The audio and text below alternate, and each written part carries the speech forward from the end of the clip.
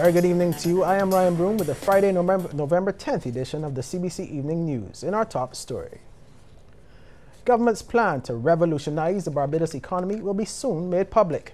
Dubbed the Barbados Sustainable Recovery Program, Finance Minister Chris Sinclair says a draft will be available from next month. The plan, he says, will include legislation and will ultimately reduce the cost of doing business in several sectors. The disclosure came this morning as he delivered remarks at the annual conference of the Institute of Chartered Accountants of Barbados. The broad objectives of the plan, which will be revealed, as I say, shortly and will be given to all of you here,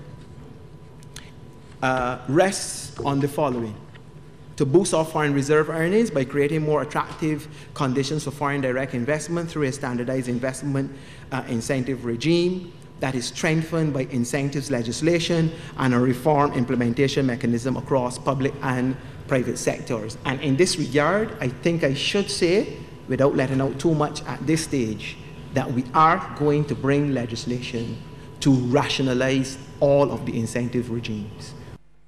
And Mr. Sinclair also stressed that the Barbados dollar will not be devalued, as several buffers are in place to prevent this from happening. It is true that the reserves position, the bedrock of maintaining the desired peg against the US dollar, is, as I highlighted before, not in the most comfortable position. However, the reserves, just above 8 weeks of imports, are yet enough to defend the local currency. Even with this, however, Barbados still possesses both second-tier resources in terms of reserves, second-tier reserves, which are held by other financial and commercial institutions externally, which we can tap into if necessary. And we do not anticipate such a move, however, will be necessary, but we must ensure that that will not be the case. Barbados was able to bounce back after its tourism sector was affected by the passages of Hurricanes Irma and Maria. The two systems caused widespread devastation in a number of Caribbean islands and affected flights. Chief Executive Officer of the Barbados Tourism Marketing Incorporated, William Griffith, noted that amid the confusion of Barbuda and Barbados, the island ensured the word was out that all engines were running. He says the impact of the systems was mostly felt in the month of September. Mr. Griffith was speaking on the sidelines of the recently concluded World Travel Market in London. September, I think, was down about 3% in long-stay arrivals. And as you can imagine, not only the UK, for example, out of the Miami airport, we didn't get service from American for at least a week. Out of New York as well. So we were impacted because those hurricanes were heading up to the east coast of the United States as well. But we think we've bounced back well. We've got the Food and Rum Festival, which commences next weekend. So we continue with all of our events and activities to drive the business forward. And Mr. Griffith says forward bookings are looking positive for 2018. So we're confident. We're always confident. It's not an easy task, as you know, with the fluctuations in this tourism business, but that's why we're in this business, and we'll make sure that we persevere. In other news, government is moving to ensure community centers and polyclinics have a supply of backup power in the event of any natural disaster or emergency. Photovoltaic systems are to be soon installed at 28 community centers and resource centers. An agreement that will see the project to fruition was signed by Minister with responsibility for energy, Senator Darcy Boyce, as Solar Systems Installers Enermax Limited. Senator Boyce says the project falls in line with the government's plans for Barbados. He also says he would like to see a day where all the community centers, polyclinics and schools are outfitted with renewable energy systems. For three reasons. One, to reduce our costs of electricity to the government. Secondly, with the battery support, to give us that resilience in cases of where we have outages for whatever reason, natural disaster or any other reason. And thirdly, to make sure that the absence of or the cost of power does not prevent the communities and the schools from carrying out the programs that they need to carry out for the improvement of our young people, because they are afraid of the electricity bill. And given what happened in Caribbean islands still struggling to restore power after Hurricanes Irma and Maria, the Community Development Department and the United Nations are also on board with the project. UN Resident Representative Stephen O'Malley maintains that resilient systems must be put in place so a country can recover after a disaster. We, from our side, from the side of UNDP, are very happy we've been able to partner with the government on this program. We think it is a very important contribution that we're making to the government's overall goals of going to 100% renewable, to some of the other programs that have been put in place, for example, on the other public buildings where there has been a noticeable increase in the amount of energy efficiency or renewable energy. And Enermax has in the past been awarded contracts for the installation of similar systems in schools. Chairman Hallam Edwards gave his company's commitment to deliver on time.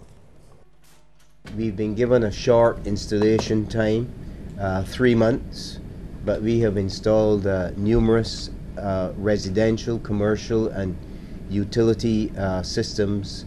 So we are confident that we will be able to install these systems and complete the project on time. Scores of temporary public servants are now in permanent posts. This as several of them, including 52 nurses at polyclinics and 28 persons in the post of Administrative Officer 1, received letters of appointment. 100 postal employees should soon receive their appointment letters as well. Well pleased at the news, the president of the National Union of Public Workers, Kenny McDowell, wants government to appoint the other 3,000 acting officers. We are asking the government to follow through on the commitment that they would have made through the Minister of Finance in Parliament, and that is that all officers who would have been acting in position for 3 years or more be appointed to those positions. Andre Omar Japman, alias Lord Evil, has again been granted bail after appearing in the High Court. The 38-year-old Shroud Bay, Crab Hill, St. Lucie is accused of breaching one of his bail conditions on October 28th. Japman was granted $175,000 bail on May 10th when he appeared in court in connection with the murder of Charlie Doom. His attorney, Arthur Holder, told Mr. Justice Albert Scott his client had complied with all bail conditions since May 10th. Japman will return to court next Monday.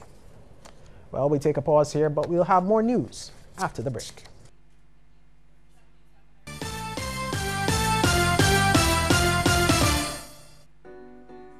It started with my love for making things. That became a business. And when I wanted to expand, I chose a partner that could help me build on my vision. A partner that made growing my business easier with fewer steps. That's banking that starts with me. It starts with you. Scotiabank. It's your favorite time of year again when everyone is cleaning and fixing and painting. So, are you holiday ready? Harris Paints is celebrating 45 years of color. Get 45% off all Perma products, 30% off all Ultima Plus, and many more. Plus, for every $50 you spend, you get a chance to win a grand prize of $10,000 cash. You can also win one of 45 prizes of Farmer's Choice hams, gas and grocery vouchers, and Harris gift cards. Get holiday ready with Harris Paints, the Caribbean champions of color.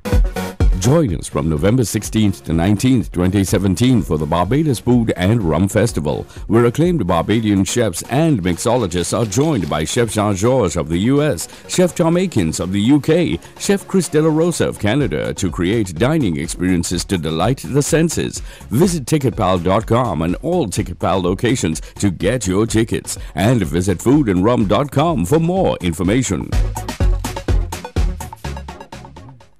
On Sunday, November 19th, the NIFCA Performing Arts Gala returns to the Garfield Sober Sports Complex at 6 p.m. Performing artists of all ages and all styles from all over Barbados perform on one stage. Join us for a night of excellence with some of your favorite groups. It's the NIFCA Performing Arts Gala, Sunday, November 19th at 6 p.m. sharp. Adults $30, children $10. Tickets available at CS Pharmacy, A&B Music, Sheraton Center, Warren's Ticket Center, Massey Stores, Emerald City Supermarket, the National Cultural Foundation, and TicketPal.com. Also sponsored by Scotiabank, Sagicor, and Massey.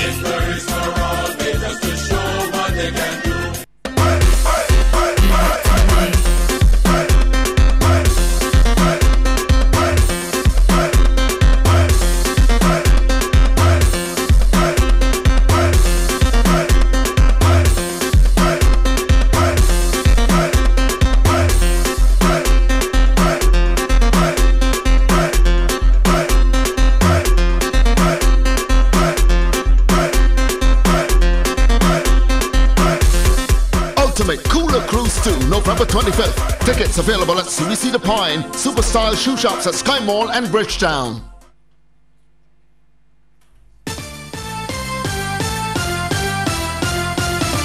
Welcome back. Well, a newly formed organization fighting for access to children by their fathers believes the Men's Educational Support Association, or MESA, has lost its mandate. The charge was leveled by founder of the advocacy group Access to Fathers, Cami Holder.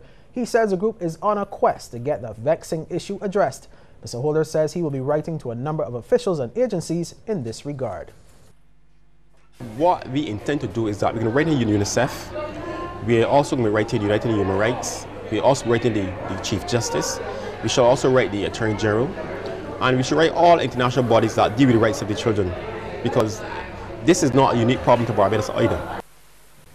And Mr. Holder has also made an appeal to fathers to support their children. There can be absolutely no reason, no disappointment, no disagreement that can cause you not to support your children. Your children still need to eat. Access to your children is a right. Maintenance is a serious obligation you must take seriously. Salvation Army is predicting an increase in the number of people who will turn to that entity for help in the future. With this in mind, the Army's Community Relations Officer, Major Denzel Walcott, wants Barbadians to give more generously to its Christmas Kettle Appeal this year. That drive was launched this morning in Jubilee Gardens with a target of $750,000. We've sent out 25,000 letters, and will be 33 kettles across Barbados. And we're hoping, in fact, we know that Barbadians will give generously so we can achieve our target this year. Last year we fell short by $200,000, but with the difficulties that we are having, the loss of jobs and everything else, we are looking forward to people coming to us, and as more people come, they'll make more demands on us. So we need every cent we can get and every dollar too. A lucky St. John man today walked away with thousands of dollars in prize money as a first winner in the Courts Crack the Code promotion. This all happened at the company's main store in Bridgetown. Kent Jerson has more. Cracking a safe is no easy task, but Edwin Craig makes it look oh so simple. After receiving brief instructions on how to operate the safe, he approaches it as cool as can be, punches in the correct numbers, turns the handle, and swings the door open.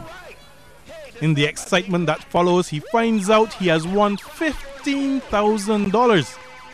Speaking afterwards, Mr. Craig says he was pretty confident about winning, although there was a moment or two of uncertainty. I did that myself. I always I'm a Rasta, I always see myself win. The Edgecliff St. John father of two, who also has two granddaughters, says some of the money will be used to buy Christmas gifts for the little girls in particular. In addition to the money, he also receives a prize, as do the other customers who were chosen to try their hand at cracking the safe. They were all selected after spending a minimum of $799 with Quartz, filling out the entry forms and placing them in boxes provided in the various stores. The customer selections are done every Thursday, and they are given the chance to win the very next day. This promotion started on November 3rd and continues until December 22nd. It's the company's way of rewarding its customers, according to Quartz social media coordinator, Tisha DeHale. This promotion was conceptualized based on the fact that Quartz loves to give back to its customers, but moreover based on the fact that times are tough. And one of our self-imposed mandates here at Quartz is to ensure that no matter how hard times may be, Quartz will always give back to our people. So we're giving Barbadians another fun opportunity to win over $200,000 in prizes over the course of the next 7 weeks. Clues to the safe's code are provided every Monday, Tuesday, and Wednesday on radio, as well as via social media. Kent Jerson, CBC News. Thanks, Kent. Well, students of the Ann Hill School are leading by example, embracing a recycling project. The initiative, dubbed the Bright Spot, is conceptualized by the Barbados chapter of the Caribbean Leadership Development Network. Registrar Barbara Cook Aline believes it will have a lasting impact. Several bins were placed at the Pine Road St. Michael's School for plastic, metal, and glass.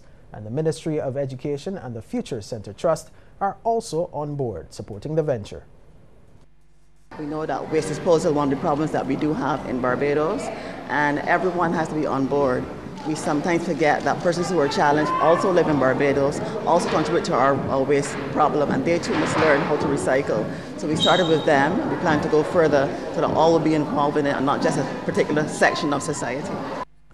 Permanent Secretary in the Ministry of Transport, Simone Rudder, says it's time to push more recycling programs into the nation's schools. She says parents also have a part to play.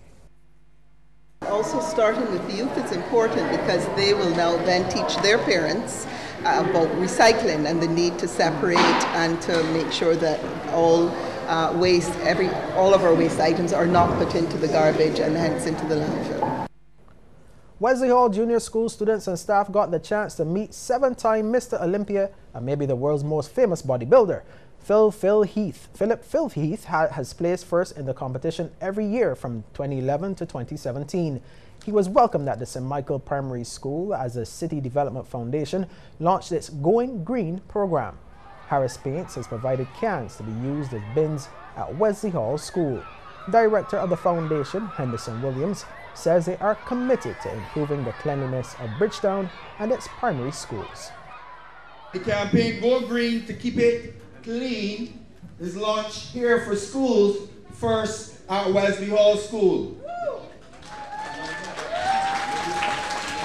All right, we're going to be doing this at all of the city schools, and we're going to be encouraging you to put your paper and garbage in the trash.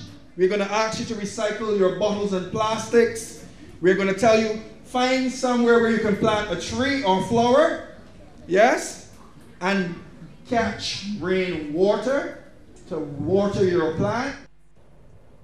Heath, the American IFBB professional bodybuilder, took the time to provide a pep talk to students, stressing on the importance of eating vegetables, exercising, and recycling. We are in a Go Green society right now. We want to make sure that we have paper, guys. We know how to pick it up. We know where the proper bin. If we find a can, we know where to recycle it. All right? We all know how to recycle, right? Raise your hand. Who knows how to recycle? Okay, that's great, because when I was your age, I knew how to recycle too. Independence Day promises to be an energetic one as the Barbados Hikers Association stages a 5K safari and mini challenge. Cooperators General Insurance is on board as a sponsor, and its general manager, Anton Lovell, supports efforts at promoting physical activity. The hike starts and ends at Bath, St. John. Obviously open to the public, and featuring in this event is our sponsored Elite Distance program. And Elite Distance program is an athletic club, and the head coach is Leo Garns. So he is bringing around 50 people, or 50 of his athletes to the event. So in addition to the hikers who normally would hike on Sundays, and so the Barbados Hiking Association, as I said, Leo Garns is bringing a group as well, because according to him, this event will help bring his athletes out of their comfort zone. Well, we'll take another break here, but when we return, we take a look at stories making headlines across the region. I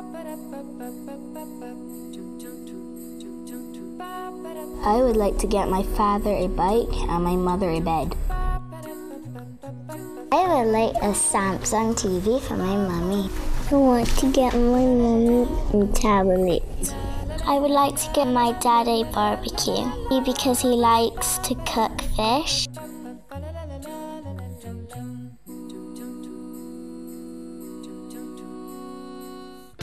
How does Omega XL reduce inflammation? Omega XL is very effective at controlling pain associated with inflammation. The studies show great results time and time again for people with joint pain. If you walk around with pain, it's creating damage. Your blood vessels, your kidneys, possibly your brain. Fight back. Get rid of pain and inflammation with Omega XL. Get your Omega XL today. Live long, stay strong with Omega XL.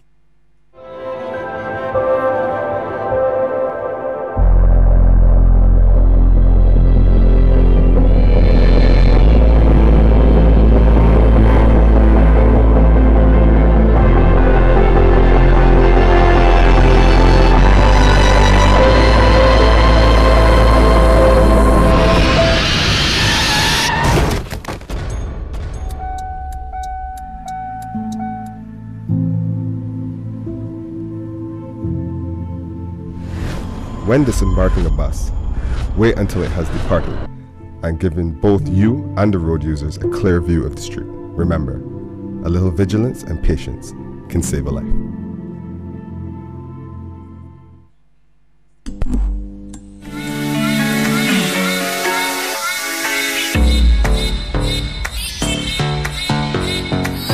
Things are getting heated. He can buy you the world, but he can never love you the way.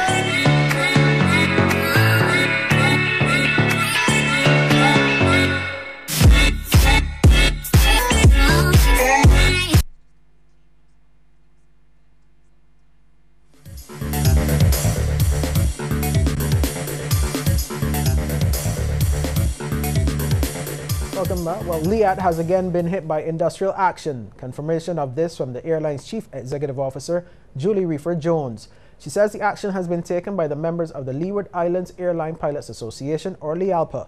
According to the CEO, the action stemmed from the union's disagreement with the company decision. Ms. Reefer Jones says management this morning met with LIALPA in an effort to quickly resolve this issue with the pilots and restore services to the traveling public. However, flight services still remain disrupted. Liat is apologizing for the disruptions to its passengers. Now, days after a man was stabbed and killed, St. Lucia recorded its 50th homicide. The 28-year-old man was shot and killed while in his vehicle at Pigeon Point. At about lunchtime Thursday, Grosley Police was summoned to the southern end of Pigeon Point Beach near the Children's Park. The sound of gunshots alarmed some visitors who were having a swim. Me and my wife was swimming, and I heard 4 bangs, gunshots, and I saw the black birds flying up from the trees.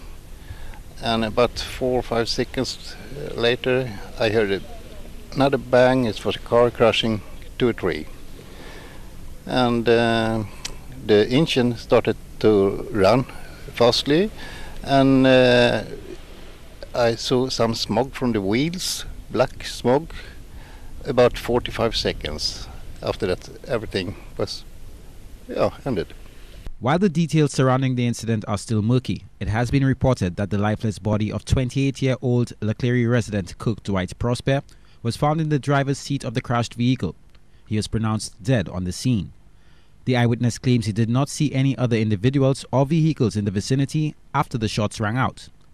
Meanwhile, the results of the autopsy on the 49th homicide victim for 2017 have been released.